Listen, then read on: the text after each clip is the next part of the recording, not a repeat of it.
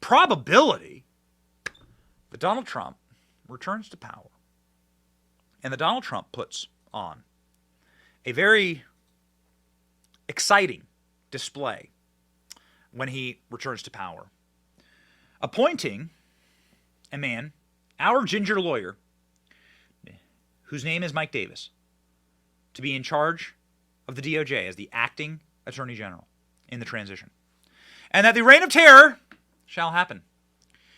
I believe that might be the most terrifying singular event for anyone who is currently in regime politics in Washington, D.C. That man joins us now. Please welcome to the show, the great Mike Davis.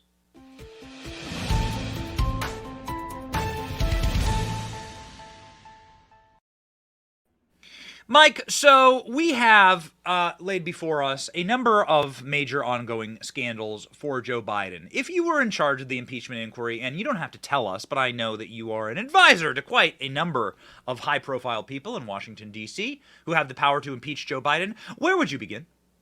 I would begin with the text of the Constitution, and it talks about foreign bribery, and that is one of the highest crimes you can commit as an elected official. And there's very clear evidence that then Vice President Joe Biden and his scumbag son Hunter and his scumbag brother James, and it seems like every Biden family member except for the 5-year-old granddaughter who they just acknowledged after 5 years after taking political heat. It seems like they were all on Chinese, Ukrainian, Romanian, who knows what other payrolls. These are the biggest trouble spots in the world. And, you know, what do you know? The president of the United States is compromised with his corrupt payments from Ukraine. The president of the United States is compromised by his corrupt payments from China. The two biggest trouble spots in the world are Ukraine with Russia and Taiwan with China. And there's no coincidence that those are the two biggest trouble spots in the world. It's very clear that Russia and China know that this president is compromised, and therefore they can take advantage of this. Just like Russia, President Obama put Vice President Biden in charge of Ukraine. And what did Russia do? Smelled the corruption and took Crimea. Now Biden is back after 4 years of no aggression by Russia against Ukraine under President Trump. Doofus Joe Biden's back, corrupt Joe Biden's back, and now Russia, who took Crimea from Biden before, is ready to take the rest of Ukraine this time. You're going to see China smelling our weakness and maybe trying to invade Taiwan. This foreign corruption. It's very dangerous to our national security, and that's where this impeachment inquiry needs to begin. Wow, that's fascinating. I mean, that's like a really interesting point that I haven't heard really brought forward in many interviews, which is that Joe Biden's open corruption sort of begets the weakness that is perceived abroad via America. We had one of the Joe Biden whistleblowers on the show, and he was like, Vladimir Putin turned off the lights on Joe Biden when he visited Russia. Like, literally, they cut the power to humiliate him. They don't respect him, and so, therefore, all the horrible things that are happening in the world right now clearly emanates from the fact that Joe Biden is not a righteous individual and is a weak man who can be messed with. And that's kind of what they're doing. This is the result of deeply poor leadership in the United States. Yeah, I mean, remember with the Burisma bribe alone, that's just one bribe for $10 million. We're looking at 20, 30, maybe even more that House Oversight Chairman James Comer, through his excellent dogged work, has been able to uncover. He's truly the all-star for oversight in the House. And he's worked very closely with my former boss and our home state Senator Ben Chuck Grassley, the king of oversight. It's like Luke Skywalker and Obi-Wan Kenobi, and they're taking on the Biden regime. But just think about the Burisma bribe. You had Vice President Biden in charge of Ukraine.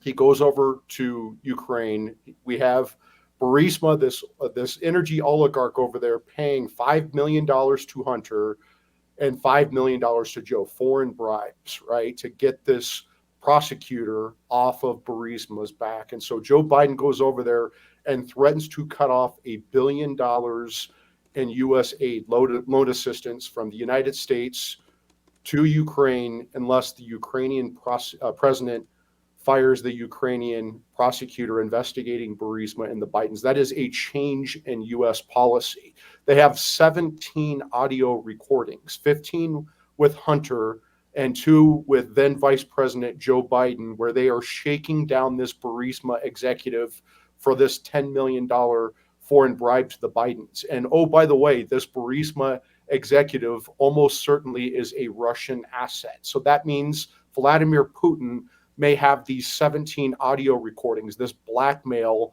on the president of the United States. It's blackmail. Again, that's why it endangers our national security. When you're dealing with foreign bribery and blackmail with our enemies, that is a recipe for, oh, wait, spending what, $200 billion of U.S.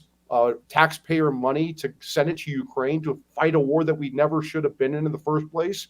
And we wouldn't be in if Biden weren't a corrupt buffoon of a leader. So this does have massive ramifications. I mean, it really is. You're starting to see John Kerry get entangled in all this. John Kerry's son worked at Burisma as an executive. Obama clearly must have known that this was all happening. Yeah, I mean, if he doesn't know, then he's an utter buffoon. But clearly he knows. I mean, look, you had a vice president. Joe Biden was the vice president. He was an absolute broke joke of a vice president, and so he was just desperate for money, right? And I remember during the Obama presidency, there were talks that they didn't know if Biden can finish his term as vice president because he was so broke. And how did they make up for it? They ran the Biden crime family. They ran a foreign corruption racket, and there has been clear evidence that the FBI has had, the Justice Department has had for years. Bill Barr got this evidence from these whistleblowers. They had this evidence that Biden was corruptly taking these foreign bribes. It got sent to the Pittsburgh U.S. attorney, who deemed this evidence credible. So then what did Bill Barr do? Bill Barr sent it to the Delaware U.S. attorney, who was handpicked by both Democrat home state senators, David Weiss, Joe Biden's backyard, and then they protected him for years and years and years.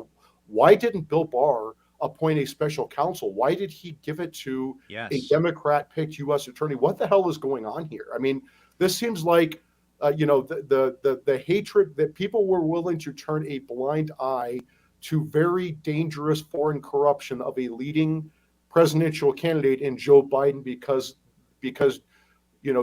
President Trump was mean and bruised their egos. And Bill Barr has a big, big, big, healthy ego. And Bill Barr's ego got bruised, so he didn't think it made sense to follow up. Hey, the Pittsburgh U.S. attorney deemed this credible. I sent this to the Delaware U.S. attorney. You didn't follow up. You didn't follow up before the presidential election and say, hey, is it true that we have a potential president of the United States who could be compromised by a $10 million foreign bribe in Ukraine and tens of millions of dollars more in China? Maybe we should alert Congress on a bipartisan basis that we have a potentially corrupt presidential candidate, so the American people know what we could be getting. Hey, we could be inheriting a president of the United States who could be so weak and corrupt that we could slow walk into a war with Russia, a nuclear superpower, and spend $200 billion of U.S. money defending 3 Russian-speaking breakaway provinces in Ukraine that aren't part of NATO and aren't aligned with America's interest.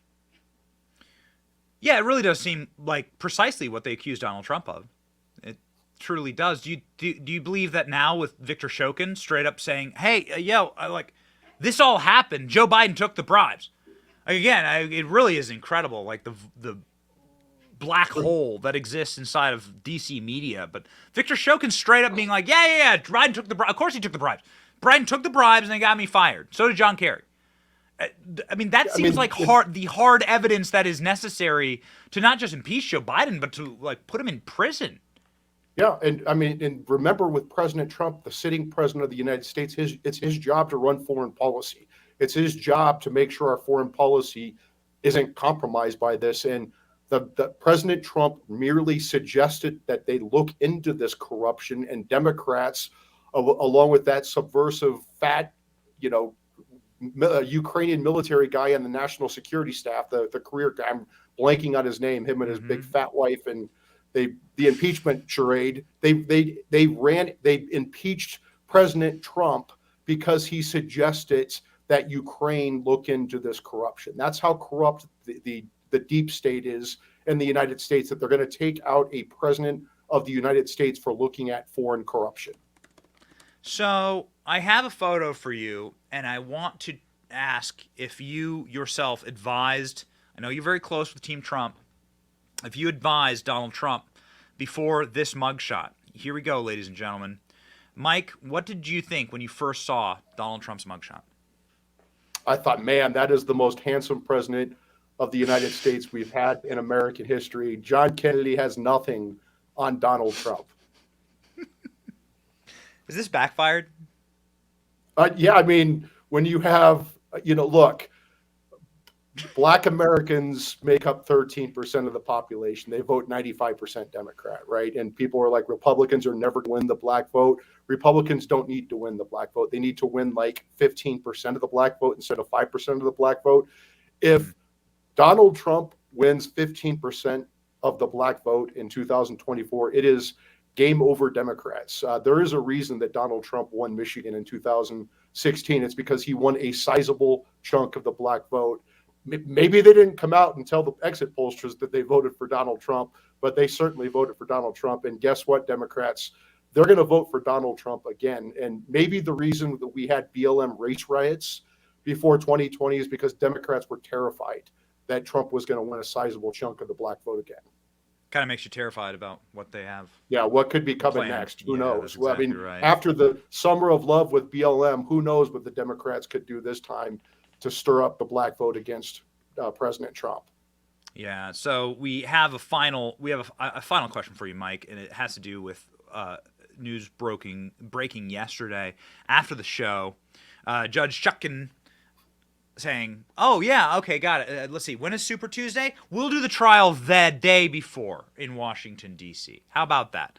We'll start right before arguably the most important date on the election calendar, Super Tuesday. Donald Trump is going to appeal this, breaking from this morning. Trump says he'll appeal D.C. date being set for a day before Super Tuesday. Ex-president claims judge hates him after his lawyers claim January 6th indictment is retaliation for attacks on Joe Biden. Also, Julie Kelly says that this morning Chutkan is comparing January 6th to 9/11 and the Holocaust or Pearl Harbor or whatever. Like, again, how doesn't this get just? How don't you force this judge to recuse herself? Talk me through this process. I'm not a lawyer. What's going on here? So Obama Judge Tanya Chutkan is a left-wing radical judge. Both Tanya Chutkan and her husband were appointed by President Obama as D.C. federal judges. I can't think of another instance in American history where a president has appointed both a husband and wife to federal judgeships. But Judge Chutkan's maternal grandfather and maternal great uncle were Jamaican Marxist revolutionaries, and so it makes sense that Obama would pick her for the D.C. District Court. She's been the harshest sentencer of January 6th defendants. She even puts January 6th defendants in jail when the Biden Justice Department does not recommend jail time. The Biden Justice Department has been throwing the books at these January 6th defendants, and if they're not recommending jail time and she's still putting them in jail, that just shows you how radical she is. Mm-hmm. She makes excuses for the BLM rioters who were a lot more dangerous, a lot more deadly, a lot more damaging than January 6th. That I'm not trying to downplay what happened on January 6th, but to think that January 6th was worse than the BLM riots that caused like $2 billion in damage and killed over a dozen people and destroyed our lives and destroyed cities and frankly destroyed African American lives, because now these cities across America with defund the police are third world Marxist hellholes, and it's not rich white people who pay the price for that. It's poor black people who get shot and killed, not rich white people in Logan Circle, right? It's the people deep in Southeast DC who are getting shot and killed in record numbers. And so Chutkan, she's obviously a partisan. Here's the problem with Judge Chutkan is she doesn't have the intelligence and self-control to keep her mouth shut, because every time she talks, she just provides more legal ammunition for the appeals down the road. What President Trump needs to do immediately is file a motion to dismiss both January 6th indictments, both in D.C. and in Georgia, under presidential immunity. You're charging President Trump for doing things as the president of the United States, like telling his vice president to do something. You can't do that as a private citizen. That's obviously done as the president of the United States. And if you look at Supreme Court case law, the Supreme Court has said the presidents are immune for their presidential actions, even on the outer perimeter of their presidential power. And you cannot bring this lawsuit. And so if you file that motion to dismiss for presidential immunity, or alternatively First Amendment if he's acting within his private capacity, because there's no allegation whatsoever of insurrection or incitement of violence. January 6th committee looked at this for years. They found zero evidence because it doesn't exist. You file this motion to dismiss on presidential immunity. She'll obviously deny it. And then you seek a stay with her to stay the proceedings pending appeal. Then it goes to the D.C. Circuit. That's left wing, so who knows how they'll rule. But ultimately, you could get this to the Supreme Courts before the presidential election immediately, because you're dealing with sovereign immunity, government immunity, presidential immunity. So there's interlocutory appeal, there's an automatic stay, and this could kick this case beyond the presidential election, which it should. They waited 30 months to bring these charges. Now all of a sudden, they are rushing to have this trial. Trump needs to get through 12 million pages of records. Judge Chutkan says, oh, don't worry about that. You don't need to look at those 12 million pages of records. Just rely on Jack Smith and the Biden Justice Department. They'll tell you what's important and what's not. I mean, what the hell is this woman talking about, right? That is just like a reversible error right there. And so then this case will get back on a normal track. We'll have the presidential election. Trump's going to get reelected. I'll become the acting attorney general, and I will dismiss this case on day one. Ladies and gentlemen, Mike Davis runs the Article 3 Project. A question from the Benny Brigade about the Article 3 Project, Mike, if you will, from Lynn Scher. What is it that the Article 3 Project can do to protect our Constitution and these United States under the current circumstances with Joe Biden controlling everyone and everything? Well, we've been doing it. I started the Article 3 Project about 4 years ago after I left the Senate Judiciary Committee, where I helped my former boss, Chairman Chuck Grassley from Iowa, confirm a record number of President Trump's judicial nominees, including Justices Gorsuch, Kavanaugh, and Barrett. We transformed the 5-4 left of center court to the 5-4 Clarence Thomas court. And now Roe versus Wade is toast, and we have our gun rights and school choice and First Amendment rights. It is a radical transformation of the Supreme Court back to our founding fathers' vision for the Supreme Court. It's the first constitutionalist majority in 90 years. We also appointed a record number of circuit judges to the critically important federal appellate courts around the country. It was majority Republican controlled when we left. What we're doing now at the Article 3 Project is defending these constitutionalist judges from the left's constant attacks. They have lifetime tenure. They have pay protection. They're not supposed to care about the politics, but they're still humans. We are constantly defending Clarence Thomas. We are constantly defending all of the judges. Like, for example, when the left went after my former boss, Gorsuch, for Maskgate, because he didn't wear the COVIDian's little religious veil when he went on the bench, and apparently he was trying to kill his colleagues, according to the left, right? Or judges like Judge Catherine Mizell down in Florida, this bold, courageous, young conservative judge who said that the CDC doesn't have the power to mask us on planes and trains. If they want to do that, Congress can pass a statute, and who knows, maybe the federal government doesn't have that power at all. I don't think they do. So we're defending constitutionalist judges on the bench. We're also defending against the weaponization of our justice system. We were the first people out there defending Trump after the Mar-a-Lago raid. It was a lonely fight. We were the only ones doing it for several months, when all the Republicans, including a lot of these Trump conservative Republicans, were hiding under their beds. But Article 3 Project was out there every second of every day. We were doing like 10 or 15 interviews a day starting last August. We've been doing it consistently. But frankly, we've changed the politics. When the Mar-a-Lago raid happened, everyone thought President Trump was toast.